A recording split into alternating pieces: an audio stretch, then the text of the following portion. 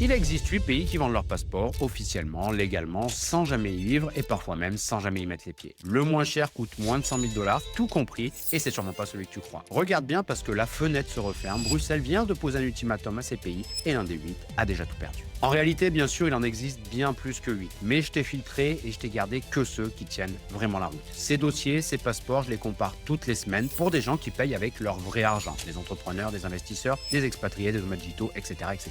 Je peux juste te dire un truc, c'est que l'écart entre le premier et le dernier du classement, c'est vraiment pas celui qu'on croit ou celui qu'on t'annonce. On va donc les prendre dans l'ordre, du 8e au premier, et à la fin, je te donne le seul que j'achèterai avec mon propre argent. Au programme, donc, d'abord, à quoi ça sert vraiment d'avoir un deuxième passeport? On va voir les avantages et les inconvénients qu'on oublie d'ailleurs souvent de te dire. Ensuite, on va les prendre les 8 un par un avec les prix et les délais réels, pas ceux qu'on voit sur internet ou sur les brochures. On va voir également une méthode qui fait descendre ta facture entre 3 et 19% d'impôt maximum, et ce, peu importe où tu vis dans le monde. Ici, pas de théorie, que des chiffres. Comme d'habitude, c'est de l'information générale, c'est pas un conseil adapté à ta situation personnel. Moi, c'est Quentin de Karma, je traite de la fiscalité et de l'optimisation fiscale internationale. On traite également des sujets d'expatriation et j'accompagne des entrepreneurs, des investisseurs, des expatriés, des nomades digitaux notamment dans leur structuration globale. Ces sujets-là, on les traite en consultation toutes les semaines. Déjà, à quoi ça sert d'avoir un deuxième passeport? Un passeport acheté, parce que oui, on va le voir, tu vas acheter ce passeport, c'est pas réservé aux riches, c'est pas un truc de milliardaire ni de millionnaire et c'est pas non plus un truc de blanchisseur pour frauder. C'est un produit légal, encadré, avec un nom, le CBA, Citizenship by Investment. C'est tout simplement la citoyenneté par l'investissement. C'est-à-dire que tu verses de l'argent à un État, à un pays, souvent une donation à un fonds national, et en échange, ce pays, cet État, il te donne sa nationalité, c'est-à-dire qu'il te fournit un vrai passeport à vie. Retiens bien une chose, le passeport, c'est plus du tout, comme je te le disais, un produit de prestige réservé aux riches, et c'est pas non plus un produit de fraude. C'est une infrastructure géopolitique tarifiée, tu vas le comprendre, et cette structure géopolitique tarifiée, elle s'est revalorisée. Déjà, les avantages, concrètement, avec un nouveau passeport, tu achètes 4 choses. Premièrement, de la mobilité. Selon le programme, selon le passeport, tu pourras voyager sans visa vers 60 à 155 pays. Et si tu as déjà perdu 3 semaines et 2 allers-retours à des ambassades dans les aéroports, etc. pour un visa business, tu sais ce que ça vaut. Donc ton temps, c'est ta ressource la plus précieuse avec ton attention. Et un bon passeport te permet de récupérer du temps. 2. L'optionnalité fiscale. Alors attention, ton passeport, ta nationalité, ça a peu, voire pas d'incidence en optimisation fiscale et en fiscalité internationale. Donc pas de raccourci, un passeport, ça ne change pas tes impôts tout seul, on va y revenir à la fin, c'est un point très important. Mais il va t'ouvrir des portes que ta nationalité actuelle te ferme peut-être, notamment l'accès à des comptes bancaires, à des résidences, à des permis résidents, à des structures, etc. Donc en fait, il élargit ton menu d'options. Et en structuration internationale notamment, c'est celui qui a le plus d'options qui va gagner à long terme. Troisièmement, une assurance géopolitique, un plan B qui existe avant que tu en aies besoin. Je ne sais pas si tu te souviens, mais il a manqué une seule voix à l'Assemblée nationale pour qu'on en crée un impôt basé sur ta nationalité. J'en ai déjà fait une vidéo complète sur la chaîne. Donc le jour où ton passeport devient un problème, eh ben ça va être trop tard sûrement pour en acheter un autre. Donc une assurance, tu la prends quand tout va bien, jamais quand tout va mal. Donc ça peut être intéressant déjà d'avoir un deuxième passeport en plan B. Et enfin, quatrièmement, c'est un actif générationnel. Dans la plupart de ces programmes, la citoyenneté peut se transmettre à tes enfants. Donc tu payes pas juste pour toi, tu payes, on va dire, une option de sortie pour toute ta lignée. Maintenant, les inconvénients de manière cash, parce que ça, peu de personnes en parlent, notamment sur Internet. Premièrement, le coût, il est sec. On l'a dit, tu vas faire une donation et cette donation, tu ne la reverras jamais. Il y a également toujours une différence entre le prix affiché et le prix final. Il y a toujours des choses qui se rajoutent, frais de dossier, due diligence, l'enquête de moralité que l'État mène sur toi. Il y a toujours des frais pour les personnes à charge, etc., etc. Tout ça, ça va s'ajouter. Deuxièmement, les banques. Certains banquiers vont te voir arriver avec ton tout nouveau passeport caribéen, on va le voir. Il y a pas mal de passeports des Caraïbes et ils vont poser des questions. Alors, quand c'est bien structuré comme il faut, c'est gérable, mais ça, il faut le savoir et l'anticiper avant, pas après. Troisièmement, la pression internationale, ça c'est du concret. Depuis décembre 2025, l'Union européenne a un nouveau mécanisme et si tu as, ou en tout cas avoir un programme de passeport doré, c'est devenu un motif officiel de suspension du sans visa Schengen. Et en fin juin 2026, Bruxelles a envoyé un ultimatum aux Caraïbes. Pour faire simple, ils leur ont dit démantelez vos programmes d'ici juin 2028 ou alors tous vos citoyens vont perdre Schengen. Et le Royaume-Uni, lui, il a déjà dégainé, on va dire, tu vas le voir dans la liste. Un passeport, c'est un actif et un actif, attention, ça peut s'apprécier comme ça peut se déprécier. Quatrièmement, la double nationalité, ça peut être le fait de renoncer à sa nationalité d'origine. Alors la France l'autorise sans aucun souci, mais si tu as une autre nationalité d'origine, vérifie que ton pays l'accepte. C'est ce que je te disais, certains pays obligent à choisir, c'est-à-dire à renoncer à son passeport d'origine pour avoir un nouveau passeport. Maintenant qu'on a vu le pourquoi, voici la grille de lecture pour comparer ces 8 pays, ces 8 passeports. 3 variables sont primordiales et vont suffire. Le coût d'entrée, le délai d'obtention et l'obligation de résidence, aujourd'hui inexistante ou quasi symbolique sur ces 8 programmes. Donc garde bien en tête ces 3 éléments. Et sur cette liste, on va voir du plus cher au moins cher. Je vais te donner les délais réels, mesurés sur les derniers trimestres, pas les promesses qu'on voit, comme je te le disais, sur les brochures ou sur Internet. C'est parti, voici le compte à rebours du plus cher au moins cher. 8e position, Saint Kitts et Nevis, 250 000 $ de donation via le fonds CISC. Les délais officiels 4 à 6 mois, le délai réel constaté environ 5 mois, donc c'est plutôt très fiable. La mobilité, environ 155 pays sans visa, c'est le meilleur score de la liste pour la mobilité. Ce passeport, c'est le doyen, c'est le tout premier programme du monde, il a été lancé en 1984. On a 40 ans de recul et ça, les banques, elles apprécient. Le piège classique, faites attention, je le vois tout le temps, c'est des agents qui te vendent encore le fast track en 60 jours. Ce fast track, il a été supprimé depuis 2023 et depuis avril 2026, la biométrie est obligatoire avec un entretien. Donc si on te promet ce passeport express, tout ça en ligne, etc., rien de tout ça n'est vrai. Change d'agent, change de prestataire, mais voilà un petit peu pour Saint Kitts et Nevis. En 7e position, Sainte-Lucie, 240 000 $ via le fonds NEF. Et c'est là où on voit la différence entre les brochures, Internet et la réalité. Sur le papier, annoncé 3 mois, en réalité, environ 18 mois. Ce qui se passe, c'est qu'en fait, le programme a reçu 4 fois plus de demandes en un an et donc il est débordé. C'est le programme le plus lent des Caraïbes en pratique. La mobilité, environ 145 pays sans visa. Et le point rassurant, c'est que tu verses la donation après l'approbation de ton dossier, comme dans les autres programmes caribéens.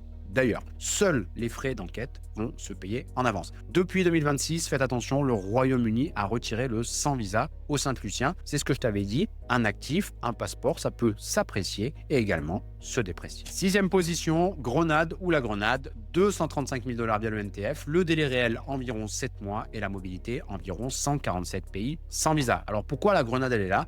Retiens bien cette lettre et ce chiffre, E2. La Grenade en fait c'est le seul programme des Caraïbes qui te donne via son passeport l'accès au visa E2 américain. C'est le visa investisseur qui te permet de vivre aux États-Unis en y développant une activité, un business. Une seule condition depuis la loi américaine de 2021, 3 ans de domicile à la Grenade avant de le demander. Donc non, t'achètes pas l'Amérique en 6 mois, t'achètes une option sur l'Amérique 3 ans auparavant. Et en ce moment, c'est un détail qui compte plutôt et qui est même primordial, c'est le programme le moins attaqué. Schengen est intact et le Royaume-Uni est intact. On continue la liste et on va le voir, les 3 derniers, c'est là où les prix décrochent vraiment, mais c'est aussi là qu'il y a un piège et le piège le plus violent de la liste. 5e position, Antigua et Barbuda, 230 000 $ pour une famille de 4 personnes via le fonds NDF. C'est le meilleur, on va dire, prix famille des Caraïbes. Les délais réels comptent plutôt 12 à 14 mois que les 3-4 mois annoncés et la mobilité, environ 154 pays sans visa. La contrainte actuelle, infime, 5 jours de présence sur place sur les 5 ans. Alors il y a une loi en cours qui veut voter et passer à 30 jours. Ce qu'il faut retenir, c'est la tendance, le sans jamais y vivre. Les États sont en train de le durcir. Alors, on l'a vu, c'est des durcissements très doux. Mais ce qu'il faut retenir, c'est que la fenêtre actuelle, c'est peut-être les meilleures conditions, en tout cas les conditions les plus souples que tu verras. Ombre au tableau pour ce passeport. Depuis janvier 2026, Washington a durci les visas des Antiguais à cause, je cite, des passeports dorés. Donc faites attention à ça, notamment pour ceux qui veulent aller aux États-Unis. 4e position, Dominique, 200 000 $. C'est le ticket d'entrée le moins cher des Caraïbes pour un célibataire. Et en famille, on va monter à 250 000 $ pour 4, donc ça devient plus cher qu'Antigua. Les délais réels, environ 9 mois. La mobilité, environ 144 pays sans visa. Et depuis juin 2026, il faut venir chercher son passeport sur place. Donc pour Dominique, c'est la fin du 100% à distance. Elle aussi, elle a payé le prix cher géopolitique, sans visa britannique retiré depuis 2023. Et on a des restrictions américaines depuis janvier 2026. On monte sur le podium, 3e position, et on a peut-être déjà entendu parler, le Vanuatu. 130 000 $ de donation, compte environ 140 000 tout compris. Les délais réels constatés 2 à 3 mois, c'est aujourd'hui en tout cas toujours le passeport, le programme le plus rapide au monde. Mais c'est surtout l'avertissement, le warning que je te disais de la liste. Le Vanuatu, c'est le pays qui a tout perdu et c'est celui dont je te parlais au début. En février 2025, il est devenu le premier pays de l'histoire définitivement rayé du sans visa de Schengen à cause de son programme. Et le Royaume-Uni l'avait déjà lâché en 2023. Donc le résultat, c'est que tu as un passeport qui est tombé à 91 destinations, on va dire seulement, sans visa. Et depuis juillet 2025, la biométrie se fait en présentiel. Alors tu peux le faire depuis Port Vila, Dubaï, Hong Kong, Nouma, etc.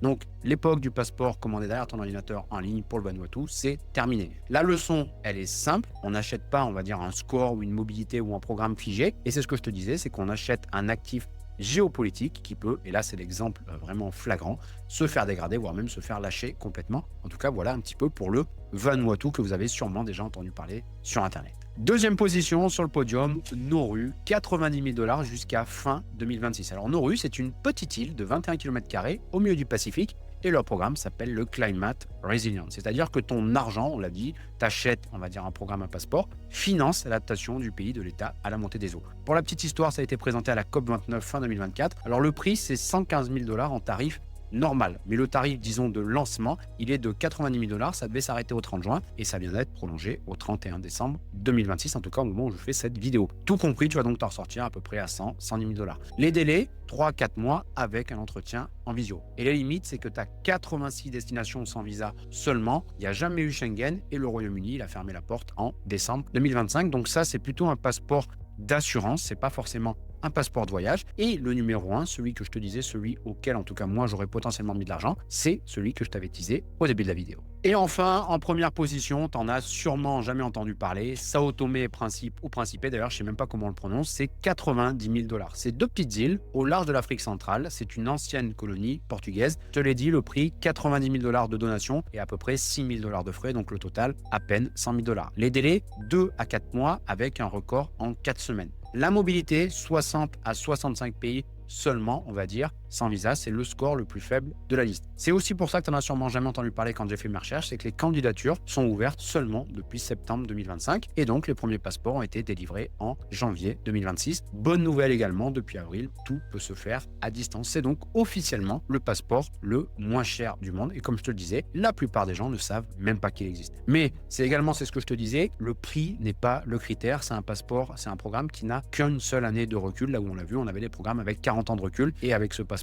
on n'a pas accès ni à Schengen ni au Royaume-Uni. Donc une fois de plus, ne faites pas vos choix uniquement sur le prix. Regardez ce que vous avez en contrepartie. Comme je le disais, le passeport, c'est un programme, mais c'est surtout un actif qui peut s'apprécier et également se déprécier. Donc ne soyez pas les personnes qui achètent le moins cher et qui découvrent les limites du programme après. Maintenant que vous avez votre passeport, maintenant que vous avez votre programme, vous allez vous dire, chouette, j'ai changé de nationalité et donc je vais payer moins d'impôts. Pas du tout. Et ça fait partie des croyances que je vois en consultation. Le fait d'avoir un passeport, le fait de changer de nationalité ne change quasiment jamais, dans certains cas très précis, votre fiscalité. Et ça fait partie également des croyances qui reviennent avec, par exemple, j'ai des clients en France, donc je dois avoir une entreprise en France, donc je dois me payer mes impôts en France. Pas du tout. Là où est votre compte bancaire également, on s'en fout quasiment en optimisation fiscale internationale. Je vais vous donner un exemple pour illustrer ça. Par exemple, le cas d'Amazon. Amazon, ils ont des millions de clients en France et pourtant, ils n'y payent très peu, voire pas d'impôts. Pourquoi? Tout simplement parce qu'ils n'ont pas ce qu'on appelle, au sens conventionnel, d'établissement stable en France. Un établissement stable, par exemple, c'est un siège de direction, un bureau, une usine, un atelier, etc. Mais Amazon, ils ont en France que des lieux de stockage, livraison ou d'expédition. Et ça, dans les conventions fiscales, c'est pas considéré comme un établissement stable. C'est pour ça qu'ils payent très peu d'impôts. Et bien, c'est la même chose avec votre passeport. Il ne faut pas confondre le fait d'avoir un passeport, le fait d'avoir la nationalité, le fait de vivre dans un pays, le fait d'avoir un permis résident. Tout ça, ça amène quasiment rien. Ce qui nous intéresse, c'est le fait d'être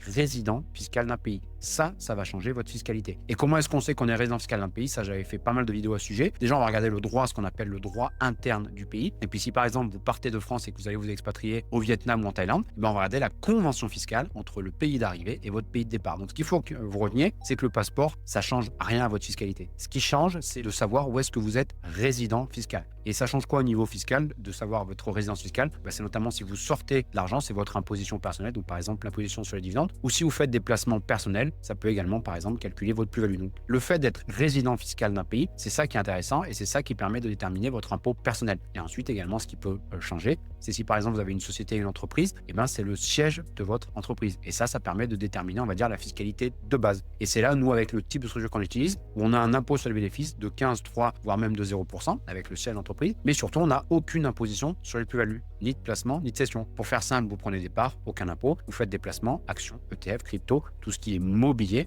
aucun impôt sur les plus-values. Et ensuite, on va regarder votre résident fiscal. Et quand vous allez sortir l'argent de ces sociétés, il n'y a pas d'imposition sur les dividendes à la source, et c'est là où on va permettre de déterminer vos dividendes. Donc, ce que je veux que vous reteniez, c'est que le passeport n'influence pas votre fiscalité. Ce qui influence votre fiscalité, c'est surtout votre résidence fiscale. Et dans 95% des cas, allez, 90% des cas, il y a une convention fiscale entre le dit pays et là où vous souhaitez vivre ou là où vous souhaitez partir. Et c'est ces conventions qui vont trancher un petit peu ces conflits. Une convention, elle n'est pas là pour vous embêter, elle est là pour légiférer, pour que les deux États se mettent d'accord et pour éviter la double imposition. Donc retenez ça, le passeport ne change quasiment rien à votre fiscalité. Les permis résidents, le fait de vivre dans un pays non plus. Ce qui compte, c'est la résidence fiscale et également le siège de votre entreprise. À retenir de cette vidéo, 3 points. Premièrement, on l'a vu, 8 pays vendent leur passeport sans résidence réelle, de 90 000 à 250 000 $. Et ça peut prendre de 2 à 18 mois selon le programme. Deuxièmement, le passeport, c'est pas un gadget, c'est un actif géopolitique, mais surtout, ça vous permet d'avoir de l'optionnalité. On l'a vu, ça peut monter, baisser, ça peut s'apprécier, se déprécier ou se faire carrément dégrader. On l'a vu, le cas du Vanuatu. Et troisièmement, ce que je viens de vous expliquer, le passeport seul ne change rien à vos impôts. C'est le combo